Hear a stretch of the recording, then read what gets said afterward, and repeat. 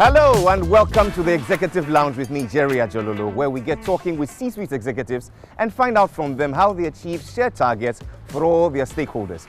Today I come to you from CalBank, an indigenous Ghanaian financial powerhouse since 1990, where I get talking with their C-suite executives on the bank's leadership, their engagements and partnerships, their core business, but most importantly, their people. So join me as we get talking on the C-suite. I see you.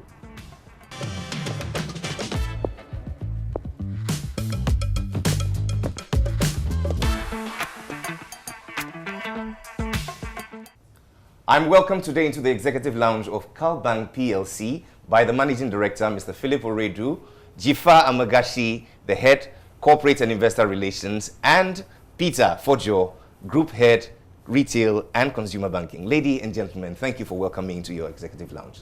Finally, I've made it into this iconic building. I'll tell my mother. But we shall talk about that shortly. For 25 minutes, I just want us to have a discussion on the bank's leadership, your strategic engagements with all your stakeholders, your core business, and lastly, working at CalBank. I hope it's okay. Totally fine. Philip, you joined the bank in 2004, and you've risen through the ranks, you've worn many hats, and you assumed the position of Managing Director in 2020. Such a bad year to be MD. But, you know, the bank has an enviable track record of solid financial performance underpinned by very robust technology. What technologies and innovations have been at play since you took over till now? Thank you, Jerry, and welcome to CalBank. Thank you. Since I took over, I think the trajectory of the bank, considering the environment in which we currently play in globally when it comes to banking and the very thin line between technology and banking, our strategy has been to ensure that our services, products, and our processes are underpinned by technology. So what we've done since we 2000, getting into 2001 and putting together a 3-year strategy, which one focal point has been innovation and technology. So what have we done? What we've done is to ensure that our products, in terms of how we interact with customers, we are in a generation where everybody would like to have a certain service which is of convenience. Sure. We have young people which are very technologically savvy. So we have to make sure that banking to the general populace and even including the elderly are quite convenient and friendly. So what have we done? We have made sure that in terms of how we get to our customers through the various products, our apps, we have apps that are very convenient to use. You go into our banking halls, you do not touch paper, you just key in your requirements and you go through the process. When you come into how we serve our customers, through that strategy I talked about, we decided that we're going to broaden our footprints. We're going to broaden our retail agenda as a bank. And through that, we decided that let us not just do this through brick and mortar, because currently banking is more of how do you reach the customer, irrespective of whether it's brick and mortar or through technology. But technology is more what prevails now. Sure. So our agent banking platform, we've put together an agent banking platform. At the moment, we have about 450 merchants on it. We intend to extend that. Though we have improved upon our physical footprint from about 28 branches to about 36 branches so far. We hope to get to 38 quite soon. We've made sure that we're able to reach the customers, making sure that technology is available for them to use. Indeed, technology has been a game changer for you, but you come to this discussion with a wealth of experience, especially in the financial aspects of your business. You've been CFO, you've been GM, finance and all that. I just looked through the reports, 2021, you've made some tremendous gains. Aside technology, what else has accounted for your strong financial performance? Aside to technology, it's basically being able to make sure that we rally the people around what our objectives are. Okay. Through that process, we decided to go through some sort of culture change program, which is focused on performance management, making sure that our people do understand that to be able to grow as an institution, we need to have the mindset which is focused on how we manage our performance, sure, how we serve our customers, how we make sure that shareholders, at least at the end of the day, are happy in terms of the investments that they've made. Customer experience has been critical to this journey, making sure that everybody has the customer as their focal point, because at the end of the day, the customer is whom we are here for. So we've made sure that our people are aligned when it comes to customer experience. Our people are aligned when it comes to our culture, our attention to detail, our attention to how we perform, and making sure that we work together as a team. That's very instructive, Mr. OWIREDU, all these points you've raised, which really bode well for the stakeholders. But let me ask you, JIFA, you come to this discussion with a wealth of experience in corporate and investor relations. I want to ask you about how the bank has made great strides in the area of building trust and maintaining trust and credibility with your investors and other stakeholders, particularly in these very difficult times. Okay, Jerry, thanks very much for that. I think the first thing I'd like to do is just to locate investor relations and, tell a lot of people what it is, because it's not a lot of organizations that have an investor relations function. Typically, it would be limited to companies that are listed. Okay. So investor relations is actually just financial PR. You're communicating to the investor community, whether they are individuals or they're institutions, analysts, and also internal constituent staff are also stakeholders in the IR journey. And trust, you've hit the nail on the head. Trust and credibility are really the key objectives in IR. That is what we do. That is what we seek to do.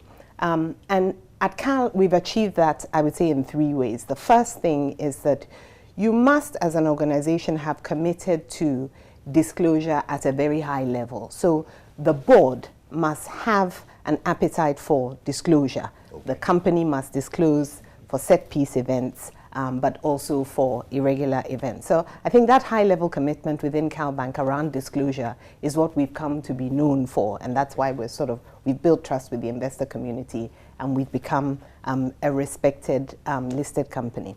I think the second thing is making a commitment to communicate and to engage at all times. And when you talk about current volatility, it's very important to communicate in the good times, but also communicate in the bad times.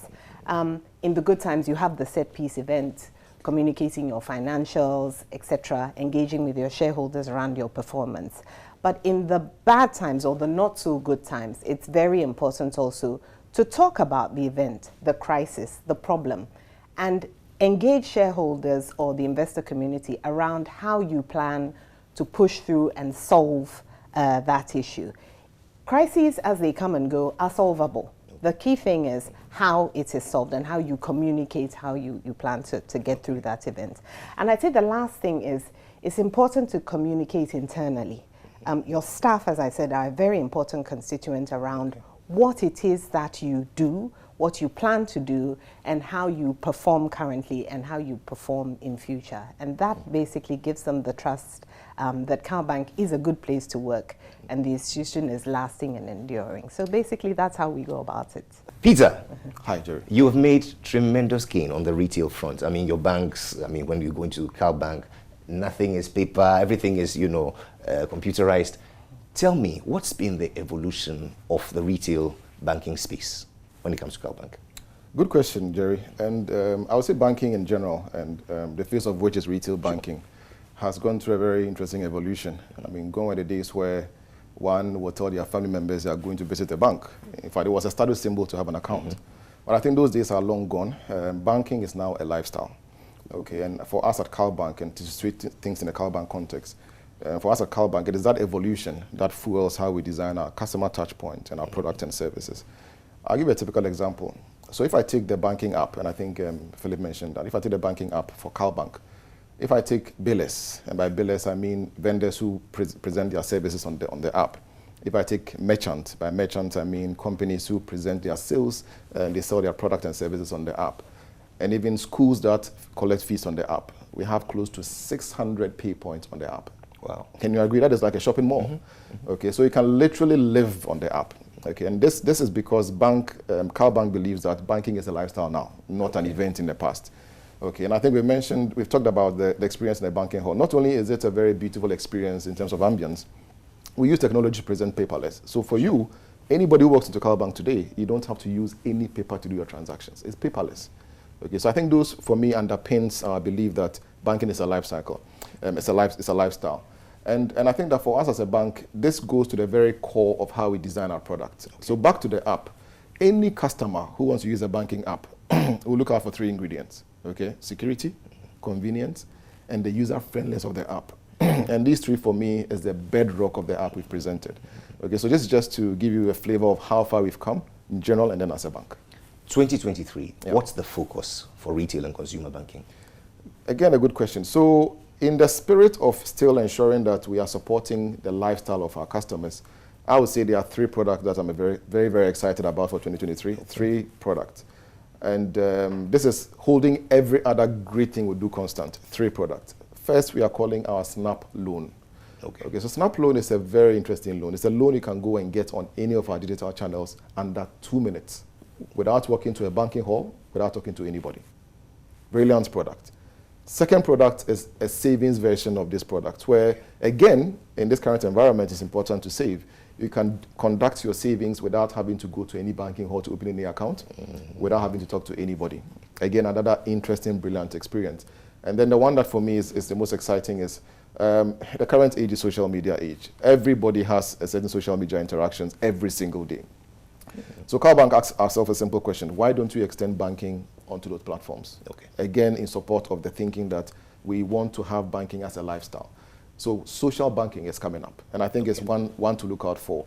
So you don't have to bother to exit your social media platforms to come and do your banking. Everything is a seamless experience. So for me, those are the things that we're excited about for this year. So against the backdrop of how the bank meets the competing aspirations of your shareholders, both long-term and short-term, allow me to address a very big elephant in the room, the domestic debt exchange program. What is the future of CalBank in the light of that? Okay, Jerry, thank you very much. This obviously is a topical issue that quite a lot of people would like to shy away from, but at CalBank we do not shy away from that. This program has obviously impacted the whole financial services sector, including banks. And CalBank operations still remain very resilient. Okay. Within the confines of regulation, we meet all our requirements as prescribed by regulation. And the future definitely looks bright for CalBank. Whatever we need to do within the challenges that we have to make sure that we propel our business and get back to the levels we were at and even beyond that. The management and board would ensure that that is done to make sure that the bank still moves into the future. So issues of solvency, capital adequacy, profitability, all those boxes have been ticked. So that's a word of assurance for you, our customers, and all our shareholders. So JIFA, coming back to you, let's talk about the partnerships and stakeholder engagements. I want to ask a question about how the bank ensures that all your corporate social initiatives feed into your overall business strategy. Overall, the CalBank brand is very connected to a number of values. Okay. And those values are around ESG, the environment, social, and governance. There's also a commitment to some of the Sustainable Development Goals, so the SDG goals from the United Nations, and also as part of the Ghana Sustainability Principles. And we do that and we make those commitments because we are focused on what is important to people. People, whether they're investors, whether they're our customers, whether they're our staff, those things that we pursue as values have to be meaningful to the people we serve. So if we look across the world at various, studies, PwC, all sorts of analysts. There are various studies that show you that the new generation, Philip talked about the Generation Zs. Sure. The Generation Zs are very concerned about ESG. And ESG forms a fundamental part of decisions and choices that they make. Whether those choices are about buying clothes, shoes, where they live, but also where they bank and who they bank with. So ESG is not just a tick in the box. It's actually something that our constituents expect and they love to hear about. So as an organization, we're not just engaged in sort of CSI initiatives, which are just around charitable donations that you had in the past, where people go to a hospital or a school and give something away. It's actually embedded in the values and in the brand. So which are the values that we've committed to? So there's three SDG goals that the bank has committed to. The first is SDG 5, which is about gender equality. The second is SDG 7, which is about energy. In our particular case, it's around clean energy, renewable energy, and how we promote that amongst our customers and also ourselves. I think you know about our building, arguably being one of the greenest buildings, not just in Accra, but in Ghana.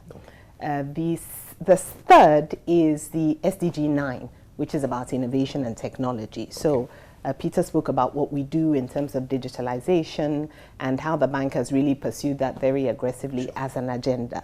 So it ticks a number of boxes. It is strategic. It's a strategic objective, digitalization. It's an objective that makes us money, but it's also something that is good. And I think the overriding objective or the view of CalBank is that doing good and doing well are absolutely compatible. If you get that mix right of doing good and doing well, you get rewarded for it, as we have been in so many ways, in brand loyalty, high net promoter scores, customer loyalty, and basically customer appreciation of the organization, because we're doing good things, but we're also making money for investors. So that's the overriding objective of what our social responsibility and corporate social initiatives are about. So whilst talking about ESG, let me ask you, Philip, going green as an organization, how has it really impacted your operations? What have been the benefits? And how are you assisting other organizations, your clients, your stakeholders, to also go green? Okay, Jerry, good question. Going green, I think globally, the green agenda, it's something, I mean, you talk about the various COP meetings that have been going on, which have been quite topical. You talk about the global agenda of net zero. So as an institution, how do we contribute our quota to this? And we started off by making sure that our building in which we are now, we have a 500 kilowatts solar system in here, which provides about 50% of our energy requirements here. Not only do we have it here, but we're also extending it to the branches, to our ATMs, to make sure that as an institution, we do live that the agenda of going green. In CalBank, we say that we live green and we finance green. What do we do here? We are not dependent on the national water systems. We have our own water systems here. We harness our own water through rainwater, boreholes, and we service our building here ourselves. Now, how do we make sure that we extend this to our clients? Our credit process ensures that wherever there is any environmental issue attendant to a credit that we have to carry out, we make sure that we embed environmental and social issues in that credit process, making sure that the clients or activities do not negatively impact on the environment. Through that, we've been able to have access to finance at cheaper cost, which we pass on to the customers. So we have a facility, we had a facility of $25 million from IFC for green projects, and $20 million from AFD, which is through the SunRef program, which we pass on to our customers. So making sure that the benefits we have from the learnings as an institution, we've been able to pass that through onto making sure that we have access to credits, which we then pass it on to customers at a cheaper cost for both of us as bankers and as our customers to promote the green agenda. Wow, that's laudable. Let me come to you, JIFA. I'll come to you shortly on a very important. You talk about gender parity, women's empowerment. What does it mean really in the strategy of CalBank, and how is it being implemented? Are the men supportive? The men, I must say, the men are extremely supportive, but the women are also here in their numbers. So, you know, there's quite a critical mass of women at CalBank. The gender equality theme is absolutely central to CalBank's strategy and also to our values. And we've been very deliberate and intentional about it. Like I said before, we've committed to the SDG 5, which is about gender equality. But we also have established a women's banking unit in 2018. And that is really to serve the needs of our female clients, but also women businesses within society. So we've been purposeful and deliberate about it. And we've gone about it by supporting female businesses in a couple of ways. The first is, one of the key challenges that women face in business is not being in a nurturing ecosystem. So it's the networking opportunities, creating the space for them to be in a virtuous ecosystem. So that's meeting with suppliers, people who would be able to provide them some sort of technical assistance, any service provider or a network which would enable them to work better. So Peter and his team in particular have been very deliberate about that. They've organized a couple, more than a couple, I would say, of business networking events, both in Ghana. The highlight was a visit to Turkey a couple of years ago for both male and female customers on a trade-related business fair where women were able to meet potential suppliers, look at products, and actually engage, you know, one-on-one with some of these business networks. The second very important way is we support women through building their capacity. I know it's an old haggard word, but it's very important. Capacity building in terms of some of the basics, bookkeeping, succession planning.